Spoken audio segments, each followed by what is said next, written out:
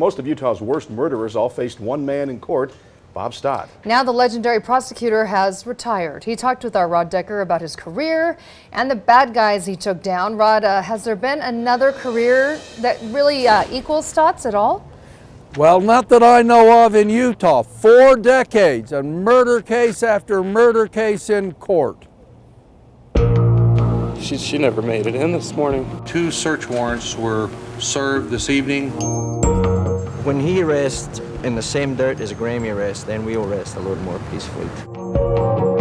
I think I stand about as much chance of dying in front of a firing squad or in a gas chamber as you do being killed on a plane flight home. Let's hope you don't. You are everything it means to be a great lawyer and a great prosecutor. No Utah lawyer has ever prosecuted worse criminals. Bob started here in 1975. Bob Stott retired after 44 years. I've been very fortunate. Stott began as a defense attorney. I want to help these poor criminals. What made you change? Well, after 3 years of representing these people, I soon learned that that wasn't a realistic opinion. My romantic, idealistic opinion wasn't true. He sought justice. Cases like Ted Bundy. Why'd you do it? My name is Mark Hacking. Mark Hofmann, Arthur Bishop, Theodore Robert Bundy. I began thinking about that way back in Utah. We were in a very small courtroom, and I ended up sitting on one side, and the person on the defense side who sat right next to me was Ted. He would show up, and he looked like a gang member. His hair was all messed up. In law school? He was in a t-shirt, and his sleeves were rolled up. He was mean and didn't want to cooperate. Then the next day, he would come, and now he's in a 3-piece suit. He looked like a businessman. He was ready to help, and he wanted to help his lawyers, and he was kind to the judge, and yes, sir, and no, sir. So I was just amazed how he could not only change his appearance, but his persona. Before he was executed in Florida, Bundy confessed. I deserve certainly the most extreme punishment society has. Few trials have stirred as much emotion as this one. Sexual desire for young boys was just a cover-up for his Arthur Bishop sat surrounded by the people who will decide if he lives or dies. He was charged with killing 5 little boys. Even the attorneys in the case did not escape scrutiny. It was a drag-down battle during the trial. We actually became his lawyers. Bishop and prosecutor Stott worked together for the death penalty against Bishop's defense team. One by one, the death verdicts were read. After he received the death penalty, he was satisfied. He wanted the death penalty. He was glad that he was caught to stop what he was doing.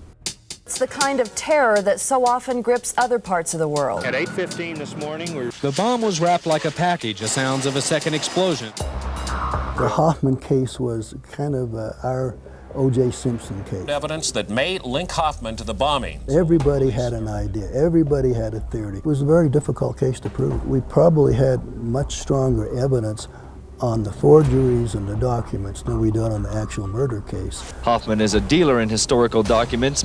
He was so careful.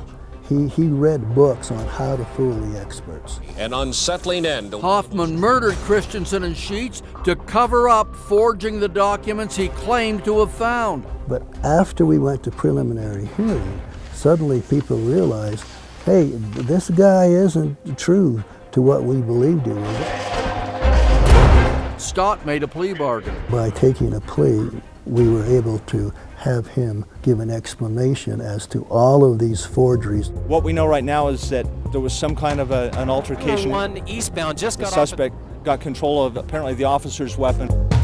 Curtis Allgier murdered prison guard Stephen Anderson and tried to escape in this car-jacked automobile. We believe this to be the guy that was involved in the shooting up at the university. I'm always amazed that these guys that are so full of hate and are so dangerous, look so horrible with all these tattoos. He was able to get women to write to him in prison. Bob Stott made a deal to put Allgier in prison for life. This is Mark, her husband. I By hacking our info. on the worst day of my life, it's good to feel some comfort Hacking, from the community. he became a master of deceit himself. No, I lied. He had portrayed himself as this young man who was true to his wife, true to his family. He was going to school, and then it turned out all of it was false. Yes? Mark Hacking murdered his wife when she found out about his lies. He put her body in a dumpster, and it took months to recover the body from the dump. He decided he had to kill her, and he didn't think it out in advance. Stott believes in tough prosecution. They had victimized the families of these people whom they killed. They know that I didn't do these things. Why is the death penalty so important? Because our children died. How optimistic are you about your case? We're prepared to go ahead. Well, that's who I dealt with, was the families, and saw the sorrow and the heartache. It's quite an impact if you take a look at those cases. Bob Stott lived by the rules and brought criminals to justice. This is the man they chose to prosecute those cases. I honestly can say we got the right person.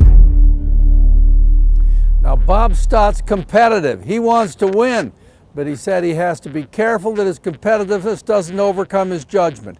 He has to play by the rules. He can't make stuff up. He has to follow the law every step, and he says prosecutors have a duty to try to be fair. Back to the studio. We're remembering a lot of those cases. Exactly. As you outlined them in the story. Did he say if he has any plans for retirement, Rod? Oh, he does. He got interested in history when he prosecuted Hofmann, and he's going to be a volunteer, do some community volunteering, and volunteer in history. Well, quite a career. We wish him well in retirement. Thanks, Rod.